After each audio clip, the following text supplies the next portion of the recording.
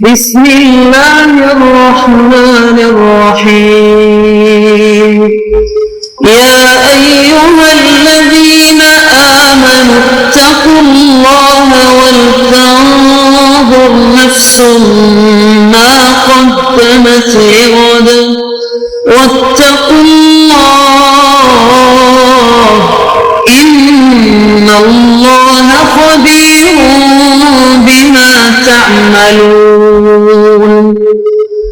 اے ایمان والو، اللہ سے ڈرتے رہو اور ہر شخص کو دیکھنا چاہیے کہ اس نے کل یعنی آخرت کے لیے کیا سامان بھیجا ہے، اور ہم پھر کہتے ہیں کہ اللہ سے ڈرتے رہو، بے شک اللہ تمہارے سب اعمال سے خبردار ہے۔ بسم اللہ الرحمن الرحیم، الحمد للہ رب العالمین، والصلاة والسلام على اشرف الانبیاء والمرسلین وعلى آلہ واصحابہ اجمعین ومن تبعہم بإحسان الى یوم الدین۔ قابل صد احترام حضرات شائقین و شائقات سچا پیغام، السلام علیکم ورحمۃ اللہ وبرکاتہ۔ آج کی محفل میراث النبی کے نورانی پروگرام میں آپ کا استقبال ہے۔ اہلا و سہلا مرحبا۔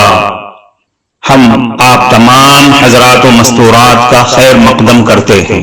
محترم حضرات و خواتین، تعلیم کا آغاز ہو رہا ہے۔ سب سے پہلے آداب تعلیم کا لحاظ کرتے ہوئے تعلیم کی طرف متوجہ ہو جائیں۔ پورے دھیان سے سننا، عمل کی نیت سے سننا اور تبلیغ کی نیت سے سننا، یعنی سنی ہوئی باتیں دوسروں تک پہنچانے کے جذبے سے سننا۔ چند خاص آداب تعلیم ہیں، امید ہے کہ آپ حضرات ان آداب کا ضرور خیال رکھیں گے۔ جزاکم اللہ۔ بسم اللہ الرحمن الرحیم۔ علم کو تلاش کرنے والے کے لیے احتیاط۔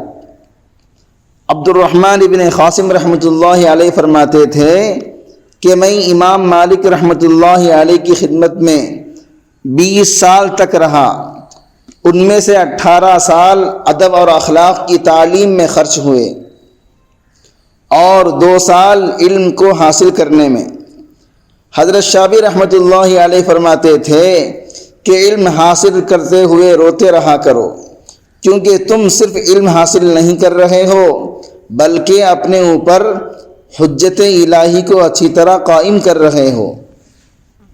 حضرت مولانا مظفر حسین صاحب کاندلوی رحمۃ اللہ علیہ کے حالات میں لکھا ہے کہ طالب علم کے زمانے میں بازار سے صرف روٹی خریدتے اور سالن اس وجہ سے نہ لیتے تھے کہ دکانوں میں جو سالن بکتا تھا اس میں آم چور کا ڈالنا لازم تھا، اور آموں کے باغات کی بیع کا جو رواج تھا وہ شرعاً ناجائز تھا، اس لیے سالن کے بغیر ہی روٹی کھا لیا کرتے تھے۔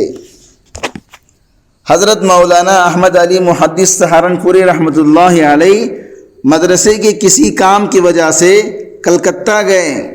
احتیاط کا یہ عالم کہ وہاں کسی عزیز سے ملنے گئے تو رکشے کے پیسے اپنے پاس سے دیے، حالانکہ ان سے ملنے میں مدرسے کا ہی فائدہ تھا۔ حضرت مولانا خلیل احمد سہارنپوری رحمۃ اللہ علیہ مدرسے کی کوئی چیز اپنے اوپر استعمال نہیں کرتے تھے، حتیٰ کہ مدرسے کے فرش پر بھی مدرسے کے کام کے علاوہ نہیں بیٹھتے تھے۔ بعض حضرات کے تقوی کا یہ عالم تھا کہ دارالعلوم کے سالانہ جلسے کے موقع پر ناظم مطبخ بنتے مگر کھانا گھر سے منگا کر کھایا کرتے۔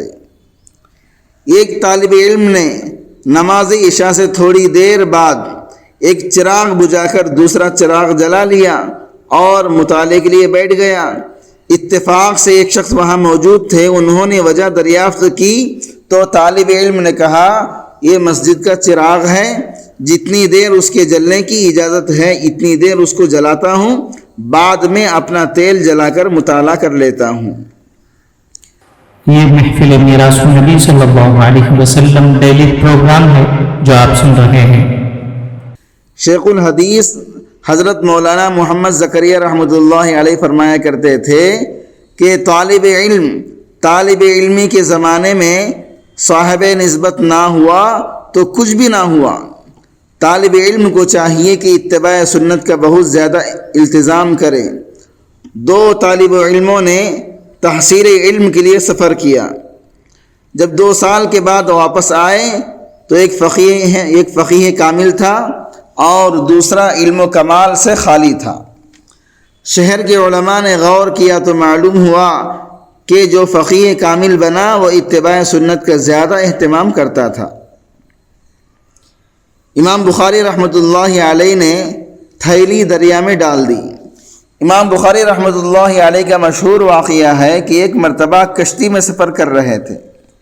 اس وقت ان کے پاس 1000 اشرفی تھے۔ راستے میں ایک بندے نے ان کے ساتھ بات چیت کرنا شروع کر دیا۔ باتوں میں انہوں نے تذکرہ کر دیا کہ میرے پاس اتنی رقم ہے۔ بس ایسے ہی برسبیل تذکرہ بات کر دی۔ وہ کوئی بڑا شاطر انسان تھا۔ تھوڑی دیر کے بعد اس نے شور مچا دیا کہ میرے پاس ایک تھیلی تھی، وہ کسی نے چوری کر لی ہے، اس میں میرے 6000 دینار تھے۔ لوگوں نے پوچھا کہ وہ تھیلی کس رنگ کی تھی؟ اس نے کہا وہ اس رنگ کی تھی، کیونکہ اس سے پتا تھا کہ ان کے پاس ایک رنگ کی تھیلی میں اتنے 1000 دینار ہیں۔ جب اس نے شور مچایا تو کشتی کے سب لوگ کہنے لگے سب کی تلاشی لو تاکہ پتہ چلے کہ وہ کہاں ہے، چور کون ہے۔ امام بخاری رحمۃ اللہ علیہ سمجھ گئے۔ انہوں نے دل ہی دل میں سوچا کہ اگر لوگ تلاشی لے لیں گے اور انہیں میرے پاس سے تھیلی مل جائے گی تو مجھے سب لوگ چور سمجھیں گے۔ اس بندے کو پکا پتہ تھا کہ میرے رشتہ دار بھی میرے ساتھ ہیں۔ جب ان کی تلاشی لی جائے گی اور ان کے پاس اسے پائیں گے تو تھیلی لے لیں گے۔ چنانچہ انہوں نے تلاشی لینا شروع کر دیا۔ جب تلاشی لیتے لیتے امام بخاری رحمۃ اللہ علیہ کے پاس آئے اور ان کی تلاشی لی گئی تو ان کے پاس بھی تھیلی نہیں تھی۔ پوری کشتی میں سے تھیلی کہیں سے بھی نہ ملی۔ اس نے اپنی جھوٹی اور بناوٹی پریشانی کا مزید اظہار کیا۔ جب کشتی کنارے پر لگی اور امام بخاری رحمۃ اللہ علیہ آگے چلے تو وہ آدمی آپ کے قریب آیا۔ اس نے حضرت سے معافی مانگی اور کہا جی میں بہت زیادہ شرمندہ ہوں، میں نے آپ کے ساتھ بڑی زیادتی کی ہے، آپ اچھے بندے ہیں لہذا مجھے معاف کر دیں۔ حضرت نے فرمایا میں نے تجھے معاف کر دیا۔ پھر اس نے سوال کیا حضرت آپ نے مجھے معاف تو کر دیا مگر مجھے یہ سمجھ میں نہیں آیا کہ آپ نے وہ تھیلی چھپائی کہاں تھی؟ فرمایا جب میں نے اعلان سنا کہ تھیلی چوری ہو گئی ہے تو میں سمجھ گیا تھا کہ میں چونکہ کنارے پر بیٹھا ہوا تھا اس لیے میں نے وہ تھیلی چپکے سے دریا میں گرا دی۔ اس نے حیران ہو کر پوچھا 6000 دینار کی تھیلی دریا میں پھینک دی؟ فرمایا ہاں، اگر میں اسے اپنے پاس رکھتا تو لوگ مجھے چور سمجھتے، کیا مجھ سے کوئی حدیث کی روایت کرتا؟ اگر میں ایسا نہ کرتا اور چوری کا الزام مجھ پر ثابت ہو جاتا تو میں حدیث پاک کی روایت سے ہمیشہ کے لیے محروم ہو جاتا۔ میں نے روایت حدیث والی نعمت کو بچانے کی خاطر اس مال کو قربان کر دیا۔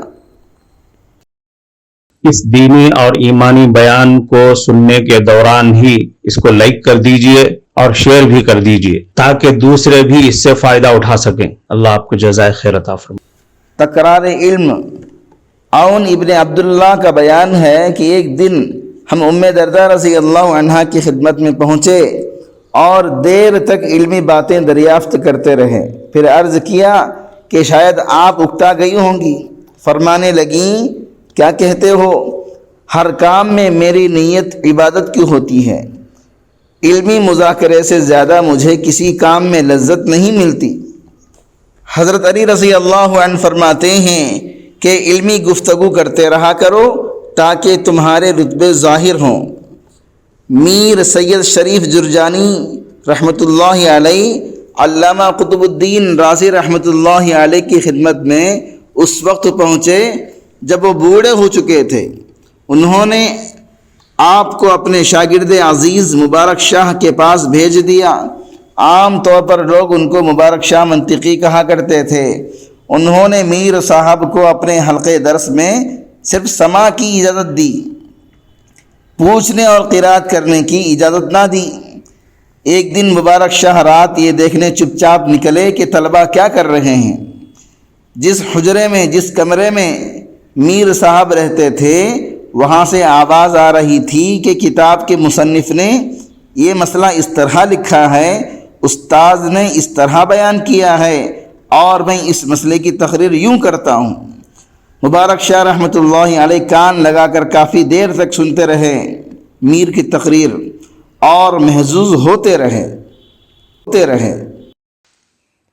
معزز شائقین و شائقات سچا پیغام، آپ کو اندازہ لگ گیا ہوگا کہ یہ مضمون کتنا اہم ہے اور کس قدر فائدہ مند ہے۔ کم سے کم درجے میں سوشل میڈیا کے ذریعے سے بھی ہم اس کو زیادہ سے زیادہ شیئر کریں گے تو دعوت کے فریضے کی کوششوں میں ہم بھی اپنا کچھ حصہ ڈالنے والے بن سکتے ہیں۔ لہذا زیادہ سے زیادہ اس کو عام کریں تاکہ پوری دنیا کے ہندوؤں کی غلط فہمی دور ہو جائے اور انہیں یہ زمینی حقیقت معلوم ہو جائے، اور وہ اپنے اصل مذہبی لیڈر پیغمبر آخر الزماں حضرت محمد الرسول اللہ صلی اللہ علیہ وسلم کو ماننے پر مجبور ہو جائیں، اور کلمہ پڑھ کر آپ کے ساتھ ساتھ وہ بھی جنت میں جانے والے بن جائیں۔